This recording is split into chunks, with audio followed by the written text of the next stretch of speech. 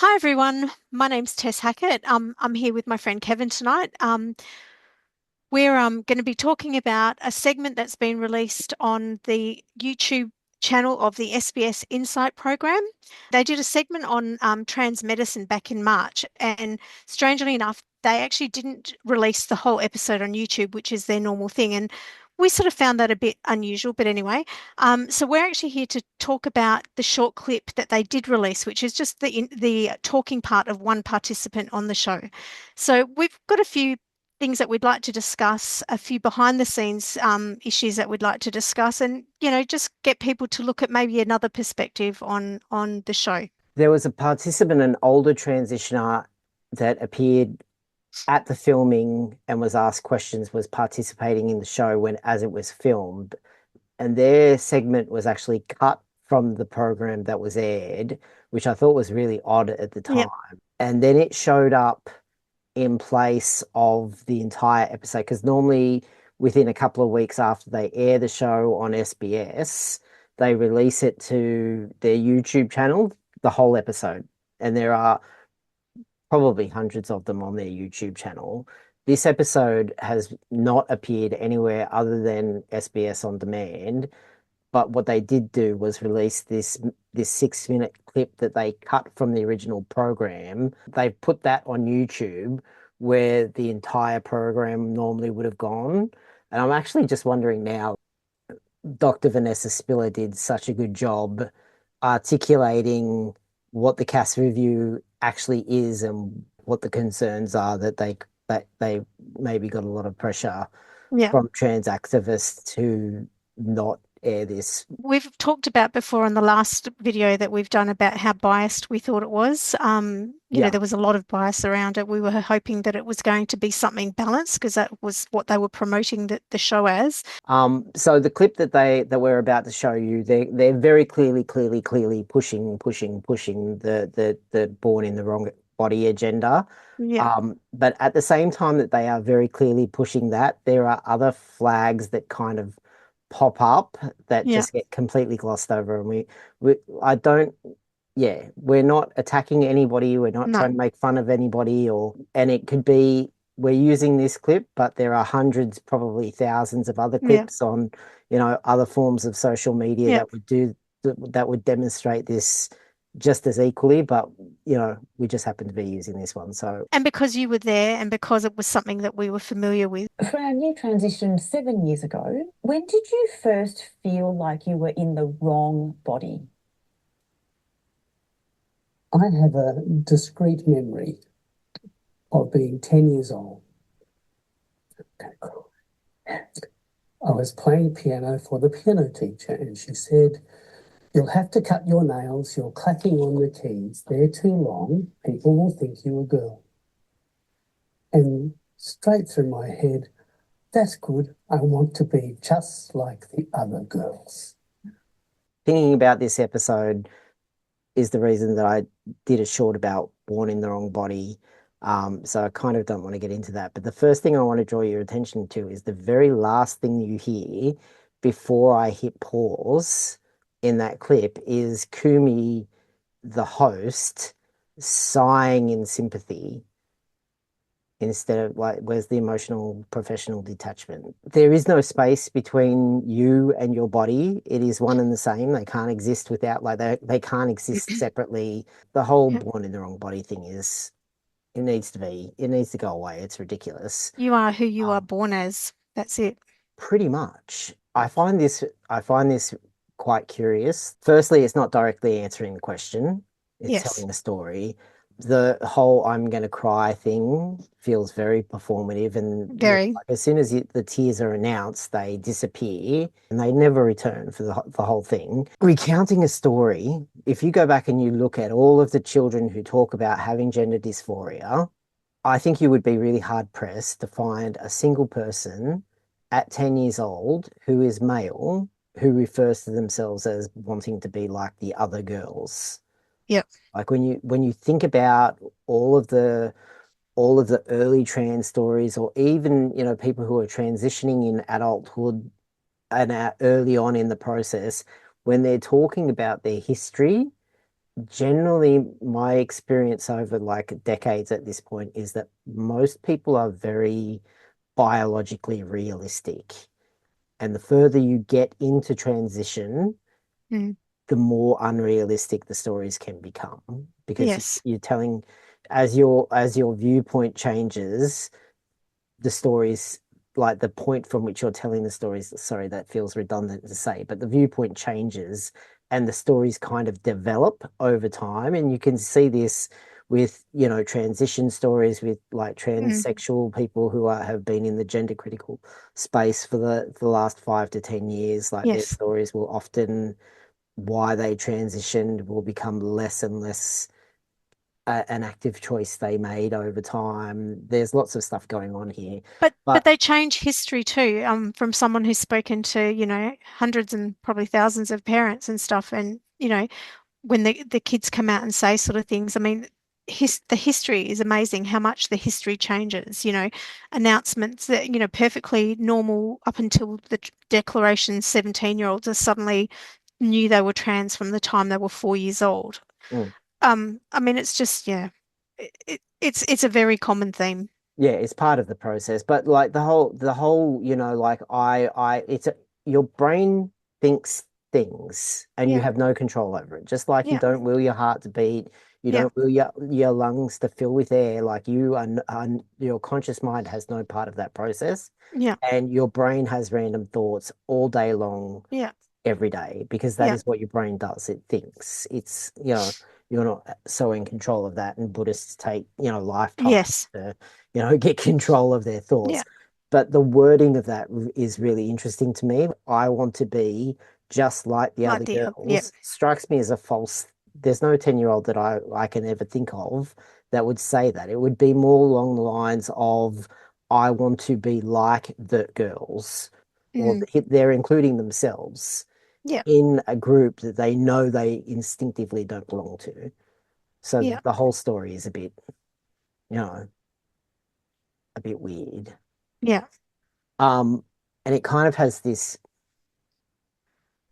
we'll get into this a bit more later, but it does have a box ticking element to it. Early onset, gender dysphoric, tick.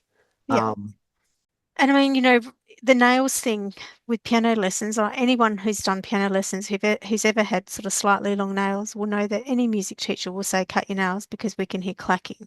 I mean, that's a boy thing and a girl thing, boys have long nails at times as well because they're too, unbothered by it to go and cut them and things. So, I doubt in the 60s whether, having music lessons, whether a music teacher would have implied that he was a girl, like it wouldn't have been seen as a girl.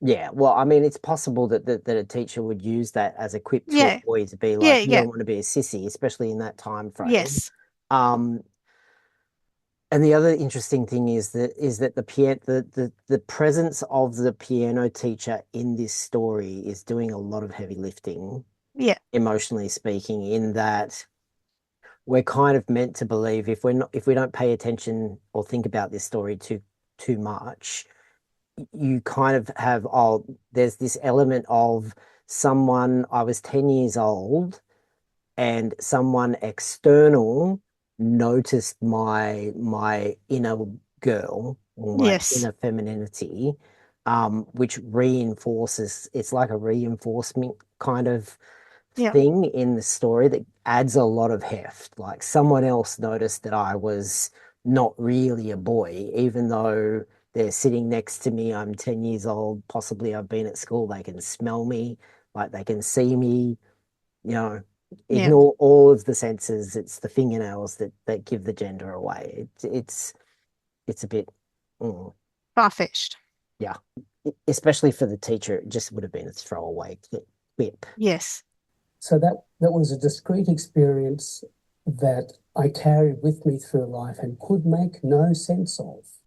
That extra bit just undoes everything that you can't make any sense of. yeah, This is someone that's probably born in the late 50s. So the idea that this is completely foreign yeah, is a bit incredulous yes, because we just had this conversation before we hit record. This is meant to be their first experience of, pardon me, gender dysphoria, Yeah. or like it's a discrete memory that clearly left an impact. And then they're less than 30 seconds later is saying, but I could make no sense of it. It was just a totally random, bizarre thing that happened. So they were born in 59, 60, somewhere in that age Yep. range. So at 10 years old, it's probably the late 60s. Yeah. Flower power. The sexual revolution is well underway.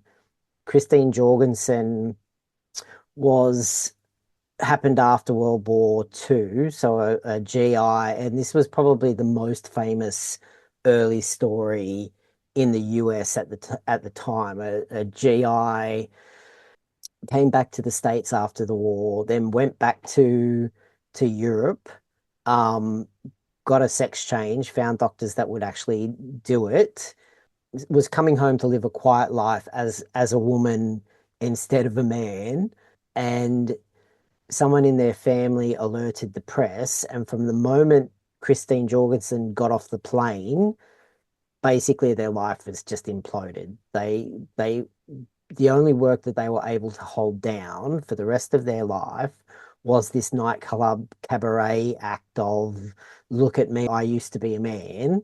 And there was some joke telling and some singing and some chorus line numbers and stuff like that. So that happened in the 50s, and that the media around that used to pop up at random regular intervals. And then I know in either in the mid 60s, late 60s, early 70s, there was a doctor in Casablanca who revolutionized the genital surgery for male to female transitioners. And I think the doctor in question was planning on doing this just as a one-off, and ended up that hit the media, and the doctor ended up being sent thousands and thousands of letters from men who also wanted the procedure. So Yeah. the idea that this person that's born in the late 50s, coming of age in the 60s and the 70s, has no, like, just never hears of this, has no, has no recognition that this is, impacting them. This is maybe, an interest to them. Like it gets a bit incredulous when you actually start thinking timeline wise, because even though these stories were presented as kind of freaky and degenerate in the media at the time, there were it wasn't wall to wall coverage then in the way that it is now. And the tone of these pieces were completely different as well, granted, but there were more than enough there was more than enough media coverage of transsexualism becoming a thing in this time period that it beggars belief that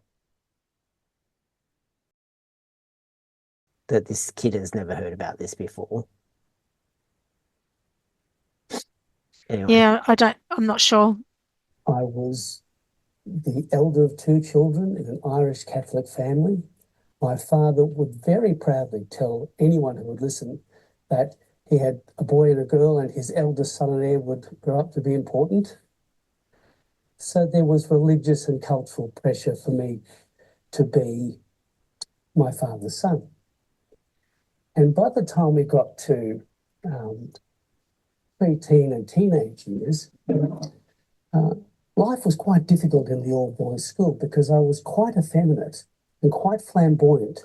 So I'd get the occasional, how shall we put this politely, retributive justice from the masculine boys, which I thought was really unfair because by then I knew I liked girls. So there was my life. I was culturally bound. I had boy plumbing. I liked girls. So where was I going to go except live the life of a cis hetero fella? Do you want to go first with this one? Well, I think it's just kind of interesting. So he's the son of Irish Catholic, Irish Catholic family. So, okay, he's sort of saying, pressured to be my father's son. Well, I mean, that sort of pressure, I think, especially back then, especially eldest child, I mean, it's not an unusual pressure. Is it a bad pressure? I don't think so. I mean, we all want our kids to be successful and decent members of the community. I mean, the fact that he was in an all boys school and things like that probably meant that they were reasonably comfortable economically and stuff, or they were, working really hard to get their kids through school, through private schools, so that they could do better than their parents, as most of us do with our kids. We try and strive to, make it a bit, yeah, better for our kids kind of thing, the next generation. Mhm. So,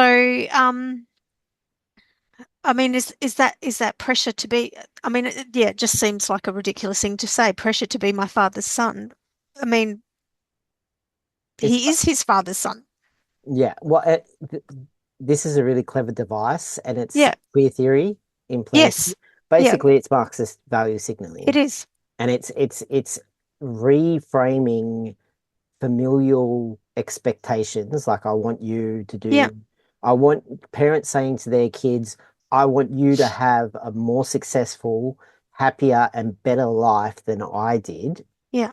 and I'm working my ass off so that you can have Yeah. that opportunity. It's reframing that as oppression. Yes. Like, we have a kid who is talking about, so we know Irish Catholic, boys' school, piano lessons, Yeah. and I don't know if Fran has said this yet, but is it he like they go on to become a GP, and they talk about sailboats and stuff like that. So clearly, this is an aspirational family. Mm. Whether they're middle class or not, they have middle class aspirations, and Yes. that we have piano lessons, an all boys school, which probably is a nod to private boys school, which Yes. it could be one of the premier private boys Catholic schools Yep. in the state. Like, we have no idea, we don't have that No. information, but it's not that much of a stretch. Um, so to have this queer theory value signaling it's hard to rebut. Mm. Having your parents having really burdensome expectations on you can sometimes feel oppressive, Yeah. but that's what teenage rebellion is for. You don't always have to do what your parents want you to do. That's From your right. parents' perspective, it just sounds like, I want you to have a very good life, Yeah. being reframed as oppressive, Yeah. which is insidious in my opinion. Yeah. Yeah, it's something that parents get all the time, like with parents of ROGD kids and stuff, it's part of the thing. I mean, we're not allowed to guide them for anything. We're not allowed to, you know, um, comment on anything they want. We're forced to pay for their education when they don't turn up, and all of these sorts of things. Yeah. Yeah, how dare you want your child to succeed? I mean, every parent wants their child to succeed. Every single It's parent. outrageous. Yeah. It's oppressive. Yeah. Like, it's ridiculous. Yeah. And the other thing is that it's also kind of a bit hypocritical, because by the time we play all of this clip Yeah. that we're going to Yeah. play, which is not the whole 6 minutes, Fran later talks about selling sailboats, being a retired general practitioner. There are a lot of symbols in here that this is a person who has highly benefited from private Catholic school education Yeah. and the capitalist system, Yeah. who is then turning around when it suits them and changing their rhetoric so that it becomes oppressive, that they Yeah. have a comfortable retirement, which Yeah. is, you know, a little bit disingenuous. It is. I wonder if these sorts of things are obvious to other people, because I have to admit, even as I was sitting like 5 or 6 people away, Mm. I kind of fell for it a little bit, because it pulls on your heartstrings, and it's like, Yeah. oh, you were bullied in high school, and you know, but a lot of this story feels very performative and box ticking of, I'm setting this story up so that I fit the narrative. But I Um, mean, as we said in the last video, most of what unfortunately, all the people who spoke in the full episode, I mean, most of what they said sounded really scripted. You know, what part of it was real? I mean, I don't know. I mean, a lot of what the trans kids kind of say is scripted because it's, the scripting comes from, like Reddit and Tumblr and DeviantArt and, all these websites that tell them how to say things and how to explain things and everything. So, yeah. Yeah. I've always found the scripting thing a bit weird because Mm, really once you start down this path, yeah. there are only a couple of things you can say Yeah. that make sense. Yeah. Not that it makes sense generally, but if you buy into the mindset Yeah. and you're going to a doctor to try and get onto hormones, then it clearly can't be oh, I just thought of this last week. Yes. No, I've never suffered before in my life. Yeah.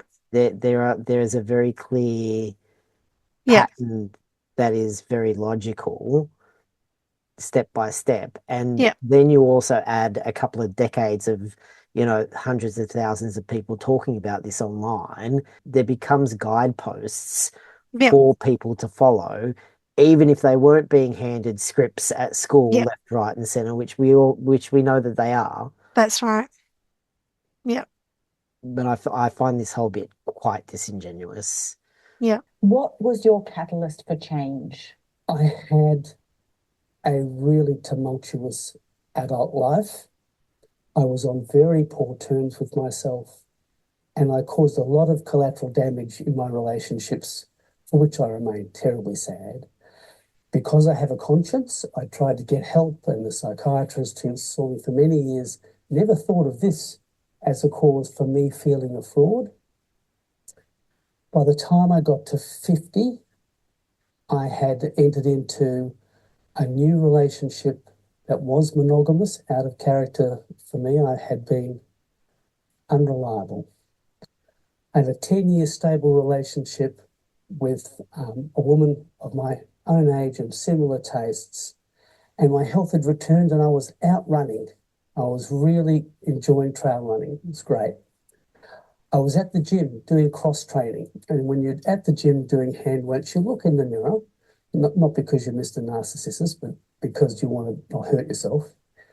And I was looking in the mirror and I'm thinking, you've got your relationship, you're steady, you're stable, you go sailing, you go running. Why do you still feel like you're a fraud? And straight through my head, because you're supposed to be a girl. So it was an absolute epiphany in the classic sense of the word. It knocked my socks off. And to my eternal shame, despite my professional life being as a general practitioner, I knew nothing about gender diversity. So I dived into Dr. and academic and Mr. Google, read everything I could find, and every time I'm reading something, oh yeah, that's me. Oh yeah, that's me. What do you make of that? Well, Fran was trying for the early onset stuff to start with, but now, Fran's gone and done, a significant chunk of Fran's life, and all of a sudden an epiphany happens after 10 years of seeing a psychologist. All of a sudden it's because, she feels like a fraud because she should be a woman. Like it's you know, why didn't the psychologist pick it up? I mean, in that span, I mean, I already know from talking to parents and stuff, most psychologists were already affirming and everything at that point in time and stuff. So, if there was any hint of that, I find it a little bit incredulous that a psychologist wouldn't have suggested it like they do with, the kids that come up with these sort of weird sort of thoughts. Um, yeah, it just seems far-fetched. Yeah, it is a very odd, and it's strange in that it undoes the piano teacher earlier on. Like Yeah, the piano teacher in the yeah, early throwaway yeah, quit acts as a device of an external, I see your inner girl, yeah, which is completely then undermined in adulthood, in late adulthood, to have like if you have a relationship with an ongoing professional relationship with a therapist, that's quite intimate. It is. You talk to that person about very intimate Yeah. things. Yeah. They know you very well, Yeah. perhaps somewhat significantly better than a piano teacher would know you at Absolutely. 10. Yeah. And it's an epiphany to both of them, Mm. which is the whole thing starts to unravel. Yeah. It's yeah, two different storylines. And it kind of proves my point in multiple ways, in that as soon as someone starts talking about this, the general population has been conditioned with DEI type sentiments to be automatically sympathetic. And Yep. it's not, especially in like with the host sighing 35 Yes. seconds into the story, Yeah. they are like, she's preconditioned to Yeah. be actively listening for the sympathy bit. And particularly considering she really didn't want a bar of you. We talked about this Yeah. on the first show. She knew that you were, not a pro affirmation person, and so she was not very kind to you at all, kind of thing. And Yeah. here she Well, is, falling over herself to, yeah. yeah, Yeah. So there's definitely a point that has to be, you know, driven. yeah, But yeah, certainly not balanced. the other thing that comes up in this bit is collateral damage in relationships. What Fran is admitting to sexually in this segment is, it's odd phrasing, and it is odd. Yeah, Like, it's kind of concerning. I really feel sorry yeah, for Fran's partner. there are a few things. Yeah, Firstly, my dad started having a relationship with the woman who became my stepmother the year before I think before I was conceived. Um, he went on to marry her when I was 7 or 8 or something like that, broke up the family, and his grandchildren's children are being affected by the breakup of the family. Not directly, but indirectly, the damage has rippled down. yeah, Um, intergenerational trauma. yeah, on his deathbed, I very much doubt that my father reframed his quite selfish actions as collateral damage. Yeah. He would have framed it continuously as following his truth, following his Yes. heart. Yeah. So for someone to get on national television Yes. and admit to being, let's be euphemistic and say, sexually undisciplined Yeah. or unreliable, and that causing a lot of collateral damage in their relationships, and then making a point of saying that being in a 10-year monogamous relationship with a woman their own age Yeah. with significance is somewhat of a glaring admission. Mm. What are we talking about here exactly? We'll never know. But we There are, also know from listening to trans widows and things like that. I mean, okay, he wasn't trans then and stuff, but I mean, who know? Yeah, who knows with the scripting? Who knows with what he's telling us? there's no references to an inner trans identification at No, there's this not. point of their Yeah, that's life, true. which is Yeah. the bulk of their adult life. We're Yeah. talking about from, 10, he was talking about from 10 to adulthood. And then there's this large gap from post university or post high school Yeah. to 50, which is Yeah. presumably where marriage and family and career happens. Yeah. There's this large chunk apart from, you know, I was a victim of my own bad behavior, which, Yes. let's face it, they were in control of the whole time. Mm. So it's more like other people were the Yeah. victim of the bad behavior. The idea that there's no inner trans identification for that No. entire period. And then, hey, presto, in almost retirement age, it crops up out of nowhere and knocks everybody's socks off Yep. is really bizarre. the conditioning of the audience. Like if you look at the audience while this story is being told, people are just, every face is either bland or deeply sympathetic. Yes. It's interesting that there are some very, as we're talking about, there are some really glaring flags that are being thrown out while this story is being told, that are just completely skipped over, brushed under the carpet, ignored politely, but the whole thing's starting to come apart. Mm. You know, like you have to give it to Fran. Like it is a very charming and engaging, well-told story, but there's a whole lot here that isn't adding up, Yeah. unfortunately. You know, and the whole, I felt like a fraud because I didn't know that I really had a woman living inside me. I mean, the thing is that lots of people feel like frauds. Lots of people have got, things that It's, they go through that, that, I mean, we're all striving to find ourselves and, all of that sort of stuff. But, yeah, yeah, feeling like a fraud is kind of the human condition, in the same way it that is. puberty is confusing and Yeah. struggle. Yeah. You know, feeling like you're a bit fraudulent most of the time is something that everybody feels. Yeah. Um, it's just the human condition. Yeah. Also, seeing themselves in the literature is something else that I kind of caught on Yes. in that part, which we'll get into in a minute. Did you wish you'd been able to transition earlier?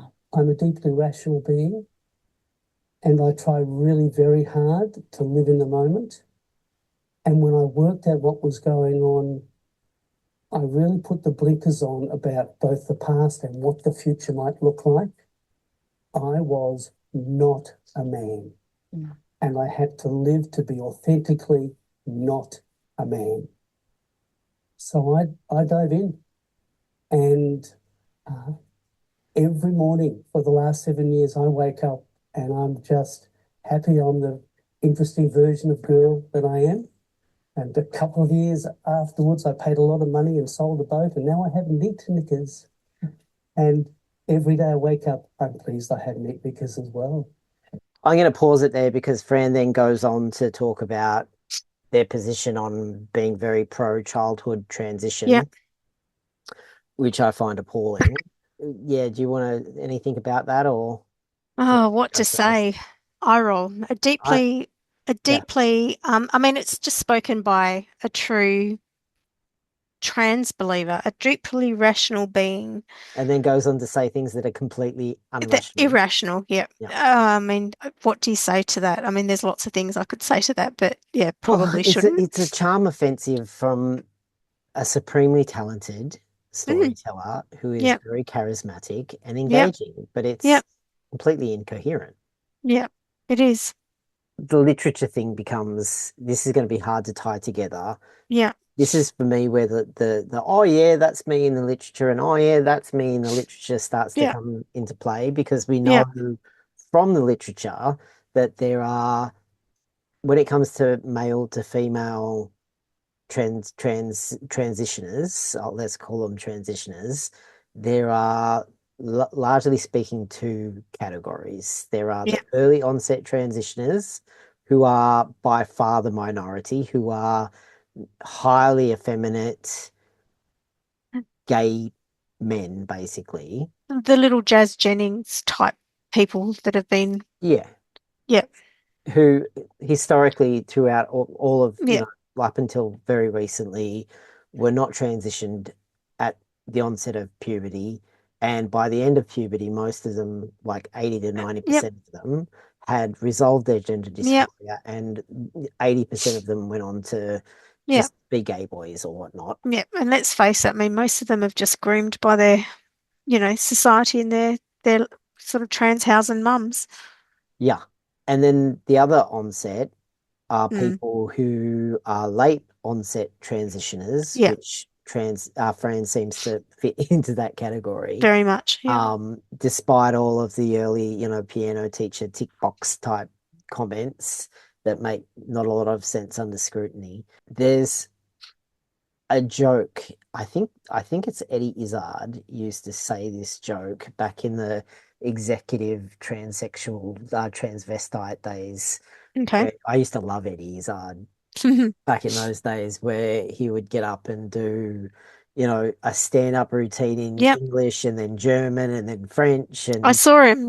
Went to yeah, see yeah. him. Yep. He was brilliant, but I think it was him that used to tell this joke. What's the difference between a cross-dresser and a transsexual? And the punchline is something like 18 months.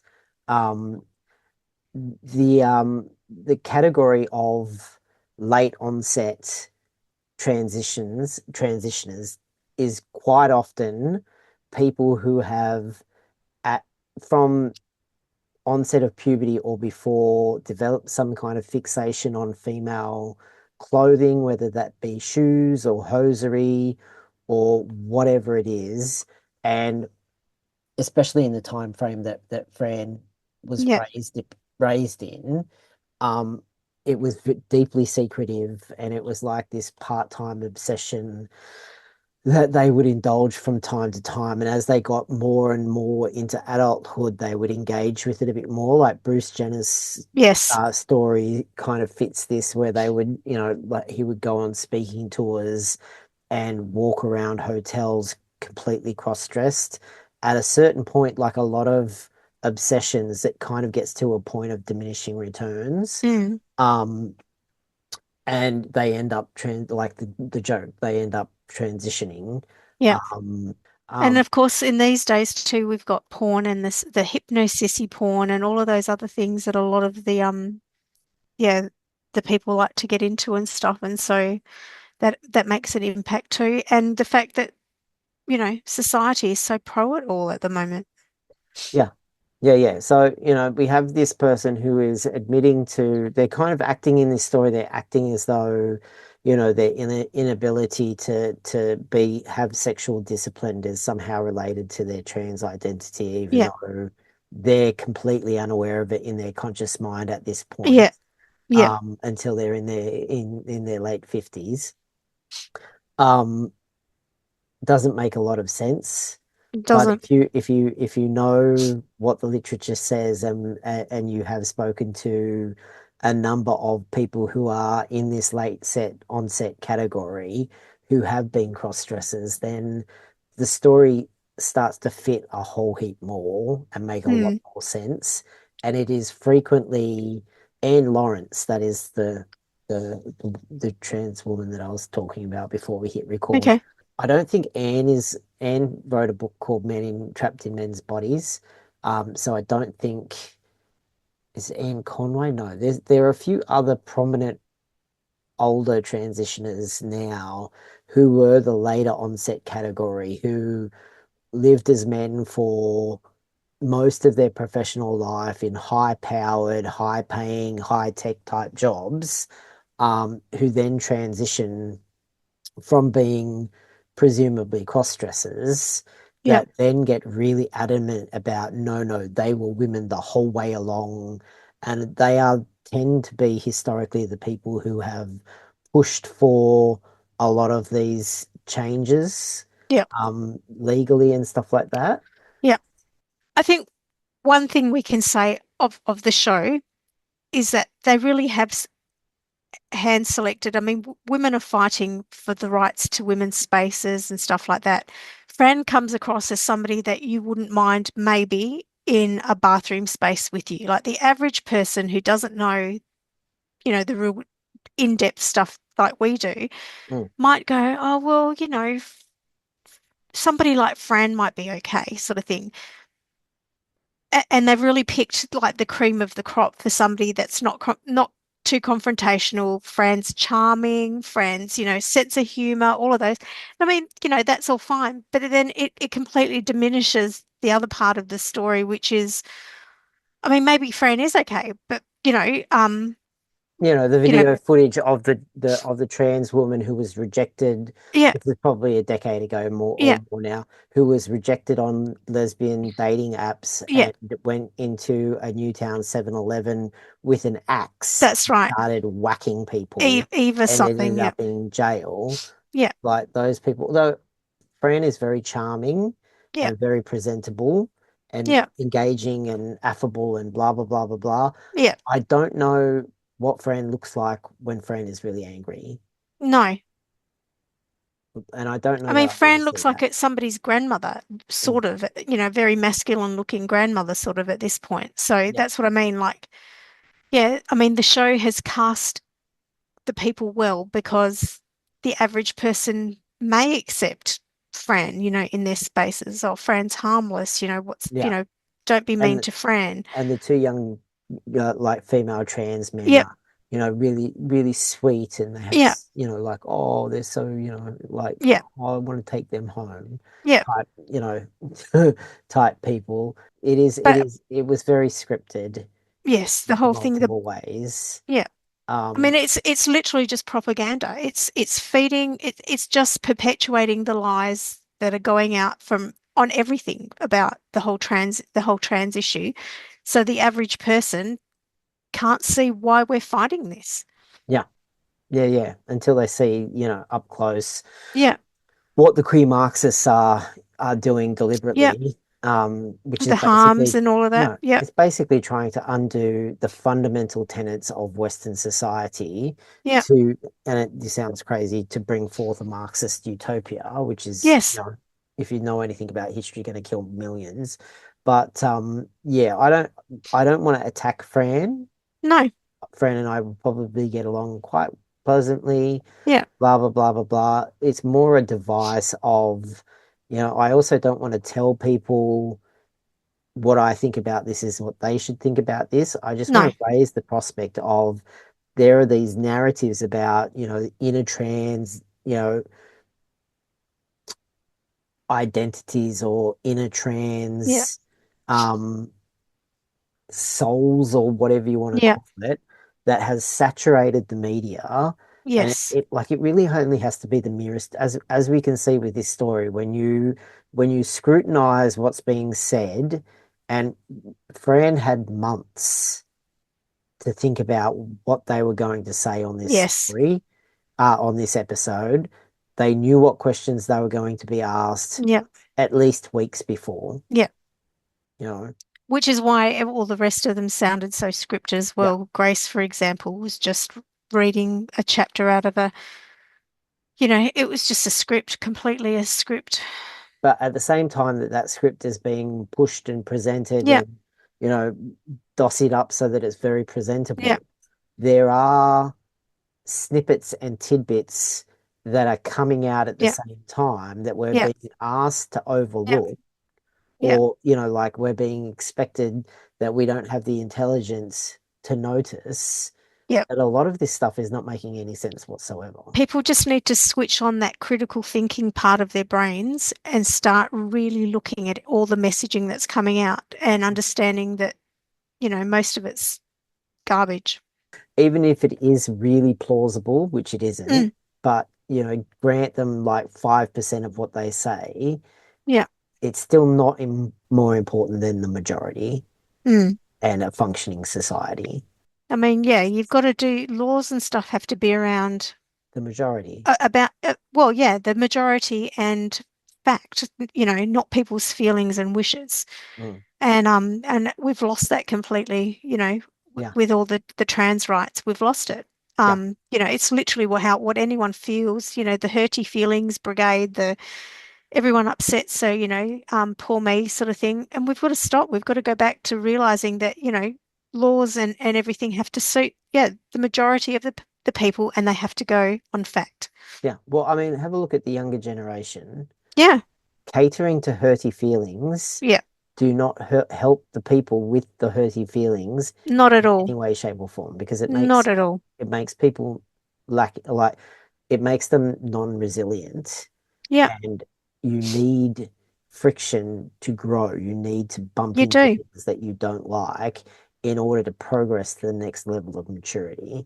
Yeah, So the idea that, we just have to smooth over all the rough yeah, edges and clear paths for yeah, people so that they have no obstacles in life whatsoever yeah. is going to have disastrous results. And It while is. no, like, I don't get any pleasure whatsoever in calling this stuff out or pointing to this stuff, like pointing out the discrepancies in these kinds of stories and saying, is this really what we think is happening here, or do we think that something else might be going on? I get no pleasure out of that whatsoever, because I'm not interested in upsetting people or hurting No. people, or, I've actually stayed quite quiet for a long time trying to find a way to say what I want to say without upsetting anybody, because I'm strangely perched at a weird angle. But I'm kind of realizing that there just is no way to say some things without. No.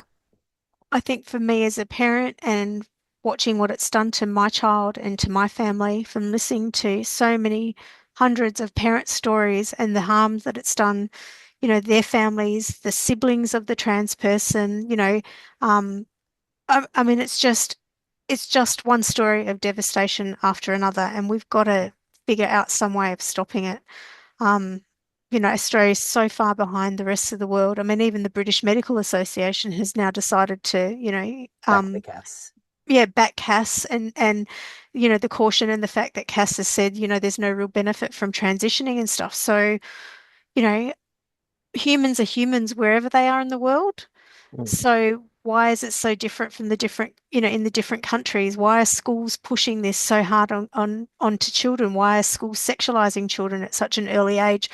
So that they go and, plant that little seed in their brain so they go and start looking up this stuff, It's a it worry. needs to stop. Yeah, it Yeah. really does. It needs to stop quickly. Yeah. Anyway, Well, thank you. Thank you for listening to us. And yeah, we hope that you found some of it meaningful, educational,